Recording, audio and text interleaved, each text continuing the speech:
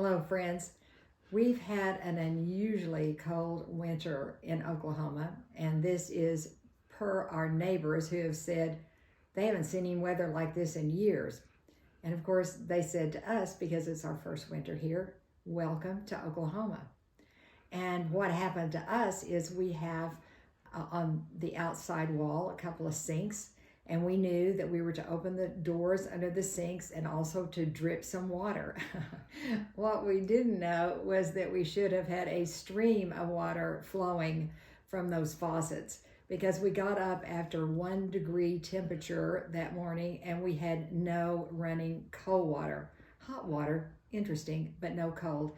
And so this began a project then that we did get the cold water lines thawed by using some intense heat. And thank God for that. But I started thinking, and I told my husband, there's got to be a spiritual lesson I can compare with this.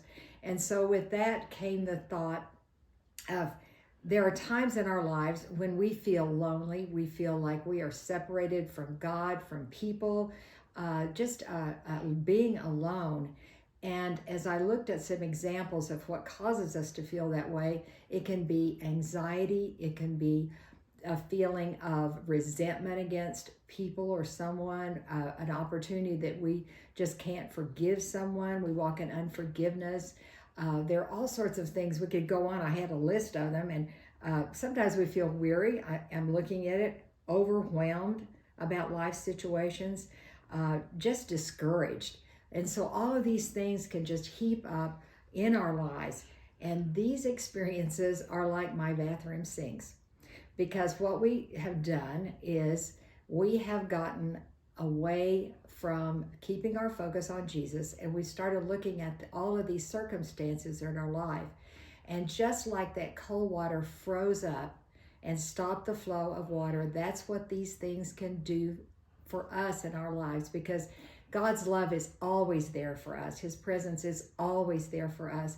But it's when we get our mind directed on other things, and when the enemy likes to work on our heads, gets us thinking on other things, then that'll freeze up us from receiving that flow of God.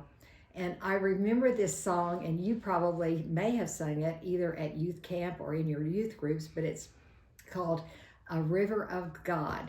And if I can sing this, I'll do it just so you can remember the tune. But it goes, I've got a river of God flowing out of me, makes the lame to walk and the blind to see, opens prison doors, sets the captives free. I've got a river of life flowing out of me. So that song came to me, and I thought, that's what I need to share with us today.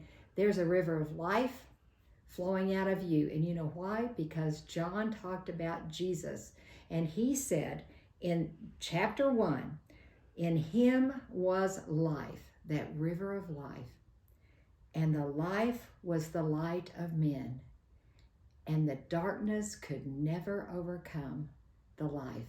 So there's life in you, because when you accepted Jesus, you got that river of life flowing through you.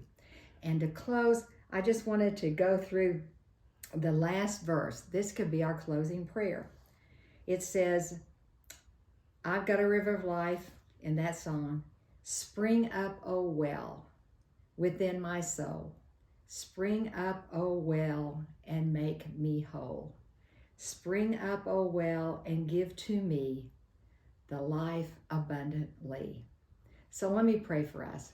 Dear Jesus, we just thank you that we're asking that river of life to flow in us again.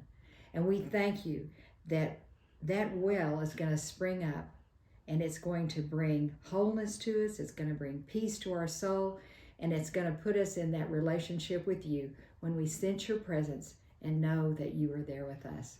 Love you.